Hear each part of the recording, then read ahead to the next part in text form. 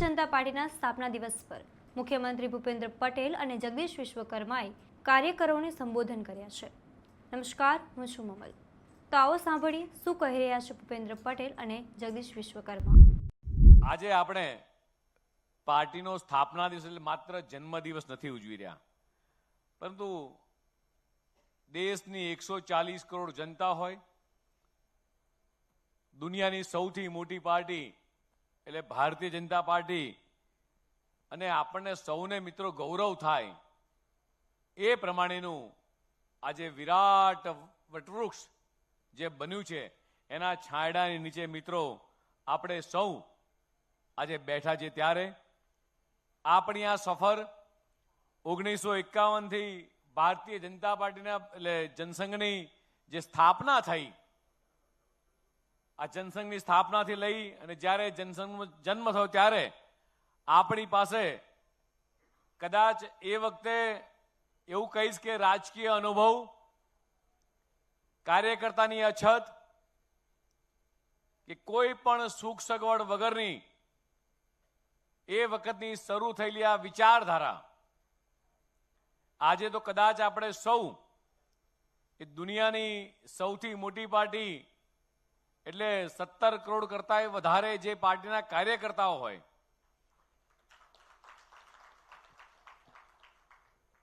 એટલે સાધન સંપત્તિ નથી છતાંય જ્યારે શરૂઆત થઈ ત્યારથી લઈને આ દિન સુધી મિત્રો ખૂબ મોટી લાંબી મંજિલ એ ભારતીય જનતા પાર્ટીના કાર્યકર્તાએ મિત્રો કાપી છે।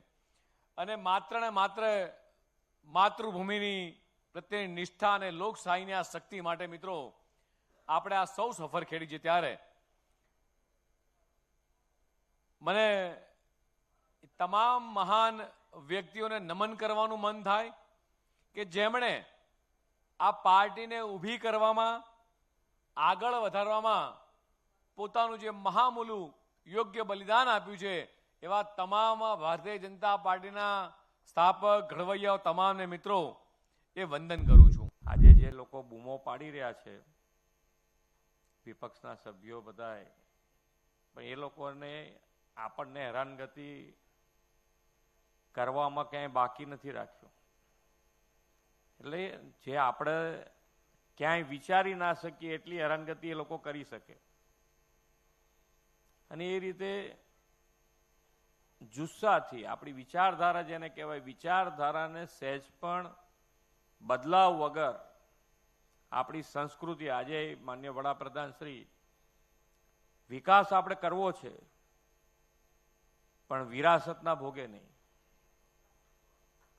આપણી જે વિરાસત છે, આપણી સંસ્કૃતિ છે, એ પકડી રાખીને આપણે આગળ વધવું છે। અને એટલે જ આજે કોઈ પણ પરિસ્થિતિ હોય, ધીમે ધીમે ધીમે ધીમે આપણે આગળ જ વધતા ગયા છે। જુઓ, પાછા પડ્યા નથી। ભલે 2 સીટ આવી હોય તો 2 સીટથી આપણે નારાજ નથી થયા, આપણે હલબલી નથી ગયા। 2 સીટ તો આવી તો 2 સીટ, પણ આપણે ફરીથી પાછા ઊભા થયા। અને એ જુસ્સો જે છે, એ જુસ્સો જ આપણી પાર્ટીનો જે મૂળ આધાર છે, એ મૂળ આધાર એ આપણો આ જુસ્સો છે। કોઈ પણ પરિસ્થિતિમાં ડગ્યા વગર આગળ વધવાનું।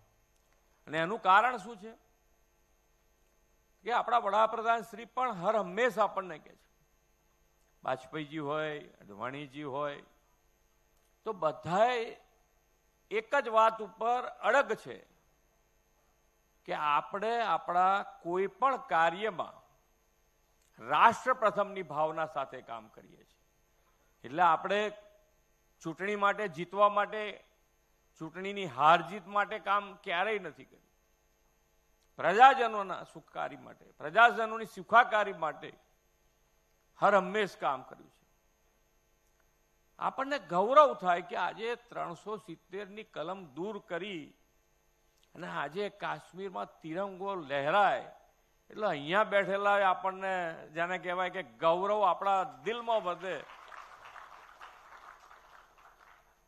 કેટલાય આપણા કાર્યકર્તાઓ કે જેણે પરસેવો પાડીને પાર્ટીને સિંચી છે, એને પણ આજે યાદ કરવાનો આ દિવસ છે। અને એમને પણ હું વંદન કરું છું.